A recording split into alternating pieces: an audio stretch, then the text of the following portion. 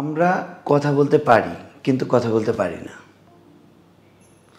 কথা বলতে পারি এবং কথা বলতে পারি না, এটার মানে কি?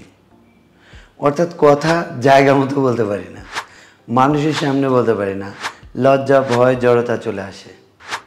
কোন মানুষের সামনে? অপরিচিত মানুষের সামনে, অথবা বিভিন্ন জায়গায় যেখানে অনেক মানুষ আছে সেই মানুষগুলোর সামনে, সিনিয়রদের সামনে, প্রেস্টিজিয়াস পিপলদের সামনে, এডুকেটেড পিপলদের সামনে, রাইট? তো এই যে বিষয়টা, তার মানে আমরা কথা বলতে পারি আবার কথা বলতে পারি না। এখন ব্যাপারটা হচ্ছে কথা বলতে না পারাটা কিন্তু খুবই প্রবলেমেটিক আপনার জন্য, আমার জন্য, আমাদের সবার জন্য।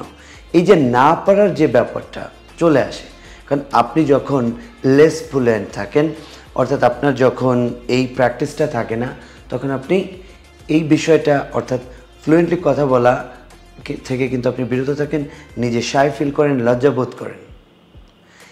এই বিষয়টা কিন্তু তার অর্থ কথা বলতে পারি কিন্তু কথা বলতে পারি না, অর্থাৎ জায়গা মতো কথা বলতে পারি না, অর্থাৎ ফ্লুয়েন্টলি কথা বলতে পারি না। আস্তে আস্তে 2-4টা কথা আমরা বের করতে পারি। তো চলুন ফ্লুয়েন্টলি কথা বলা শেখার গুরুত্ব সম্পর্কে আমরা আজকে একটু জেনে নিই। দেখেন, আপনি একজন ইন্টারন্যাশনাল কমিউনিকেটর, আপনি বিদেশিদের সাথে কথা বলছেন, একটা প্রোডাক্ট সেল করবেন, বা আপনি যে একটা কথা বলছেন এটা ট্রু, এটা প্রুভ করবেন তার কাছে। তো সেক্ষেত্রে আপনি লেস ফ্রিকুয়েন্ট বা ফ্লুয়েন্ট হলেন। কীভাবে আমি বলছি, এটা একটা মোবাইল ফোন, এই মোবাইল ফোনটা আমাদের দেশে, this is a mobile phone, it is a very good mobile phone. আপনি যখন এরকম বলছেন, শাই ফিল করছেন এবং স্লোলি কথা বলছেন, কনফিডেন্টলি কথা বলছেন না, তখন ওই বায়ার কিন্তু আপনাকে ওই সম্মানটা দিবে না এবং আপনার ওই প্রোডাক্টটি বাই করবে না, অর্থাৎ পারচেস করবে না। কেন? কারণ সে জানবে যে যে এইটাকে সেল করছে সে নিজেই তো কনফিডেন্ট ইনাফ না। তো তাহলে তার কাছ থেকে এই প্রোডাক্টটি আমরা কিভাবে আসলে পারচেস করব? অর্থাৎ তারা কিন্তু এই মোবাইল ফোনটি কেনে না, মোবাইল ফোনের কি কি আছে এই জিনিসটাও তারা দেখে না, তারা দেখে আপনার মুখের কথাটা।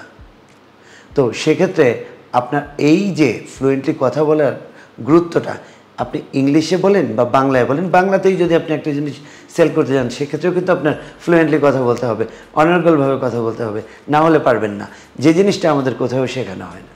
দেখুন, আমরা কথা বলি, কথা বলা শিখি, বা আপনাদের সাথে কথা বলছি, এই যে ভিডিওতে কথা বলছি, তার মানে আমি আমার স্পিচটাকে সেল করছি, এই ক্রেডিবিলিটিটাকে কিন্তু আমি বাড়িয়ে নিচ্ছি আপনাদের কাছে।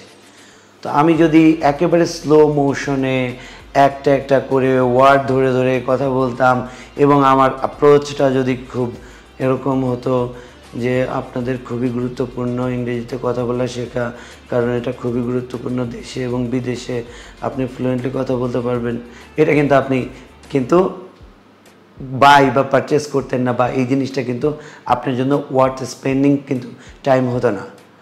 আপনার স্পেন্ডিং টাইম হচ্ছে যে ফ্লুয়েন্টলি কথা বলা শেখার জন্য আমার এইরকম একজন মানুষ লাগবে যে ফ্লুয়েন্টলি কথা বলা শেখাতে পারে, সে হচ্ছে কনফিডেন্টলি কথাটা আমাদের কাছে বলছে বা ডেলিভার করছে, অর্থাৎ আমি আমার কথা আপনার কাছে সেল করছি।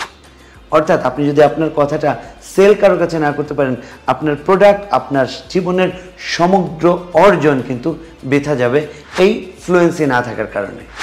অর্থাৎ এখানে ক্রেডিবিলিটি অর্জন আপনি করতে ব্যর্থ হচ্ছেন। তার অর্থ বুঝতেই পারছেন যে আপনি আপনাকে সেল, আপনার প্রোডাক্ট, আপনার সারাউন্ডিংস, আপনার কথাটা থেকে ফলসিফাই না করে এটাকে ট্রাস্টফুল করার জন্য কিন্তু আপনার এই জিনিসটা দরকার, অর্থাৎ ফ্লুয়েন্টলি কথা বলা অবশ্যই দরকার। কারণ এইটাই আপনার কথাটাকে অ্যাটেস্ট করে এবং মানুষদেরকে কনভিন্স করে। আপনার যদি কথায় ফ্লুয়েন্সি না থাকে তাহলে কিন্তু কমান্ডিং থাকে না। সো আপনি যখন কোনো বিষয় কারোর সামনে বলবেন, আপনার যদি এই কমান্ডিংয়ের ভেতরে একটা জিনিস খুব গুরুত্বপূর্ণ, সেটি হচ্ছে আপনার টোন, ভয়েস। আপনার voice rise and fall of your voice, এই যে ইন্টোনেশনটা কিন্তু আপনার ভেতরে থাকতে হচ্ছে, না হলে কিন্তু এই বিষয়টা হচ্ছে না। অর্থাৎ আপনি আপনাকে হয়তো মানুষের সামনে রিপ্রেজেন্ট করতে পারছেন, কিন্তু কমান্ডিং স্পিচ না হওয়ার কারণে মানুষ কিন্তু আলটিমেটলি আপনাকে ওই ট্রাস্টফুলনেসের জায়গায় কিন্তু নিতে পারছে না। তার মানে ফ্লুয়েন্সির এই বিষয়টাও গুরুত্বপূর্ণ।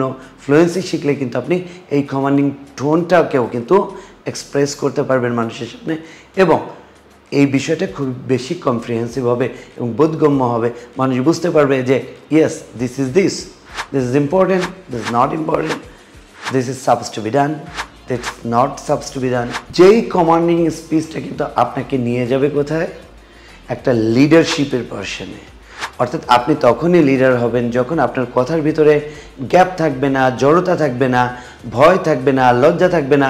আপনি ফ্লুয়েন্টলি কথা বলছেন, আপনি কমান্ডিং টোন ইউজ করছেন, তখনই কিন্তু আপনি একজন লিডার হচ্ছেন। তো লিডার হওয়ার জন্য আপনার এই ক্রাইটেরিয়াগুলো দরকার, আর তার জন্য কিন্তু আপনার flow of speech means fluency দরকার। এখন আপনার কাছে প্রশ্ন যে ওয়ার্ল্ডে কত % মানুষ ফ্লুয়েন্টলি কথা বলে, right? America, Australia, Canada, UK, or other developed countries?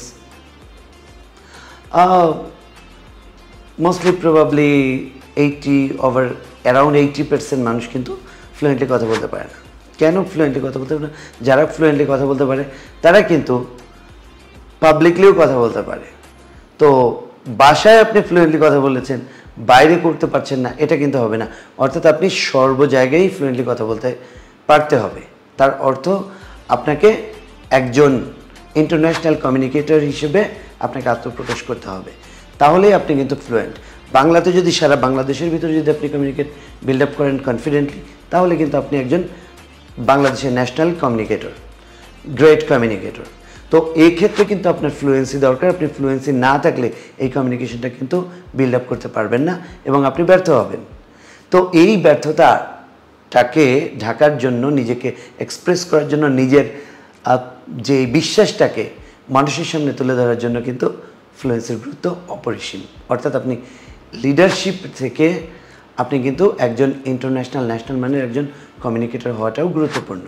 যেহেতু বিশ্বের 75% অ্যারাউন্ড পিপল তাদের গ্লসোফোবিয়া আছে, ফিয়ার অফ পাবলিক স্পিকিং আছে, মানুষের সামনে যে কথা বলতে ভয় এবং লজ্জা এবং জড়তা আসে, সেক্ষেত্রে আপনার জন্য এটাই সুযোগ যে আপনি সীমিত সময়ের ভেতরে কনফিডেন্টলি, বাংলাতে ফ্লুয়েন্ট স্পিকার না হলেও ফ্লুয়েন্টলি কথা বলতে পারবেন খুব অনায়াসে, খুব কম সময়েই আমাদের এখান থেকে। যদি চান ডেফিনেটলি আমাদের এখানে জয়েন করতে পারেন, আর যদি না চান অন্য জায়গায়ও নিজেও প্র্যাকটিস করতে পারেন, কিন্তু আপনাকে প্রচুর প্র্যাকটিস করতে হবে, লাইভ করতে হবে, প্রেজেন্টেশন করতে হবে। So you bet you are just becoming fluent speaker within the shortest possible time. All the best.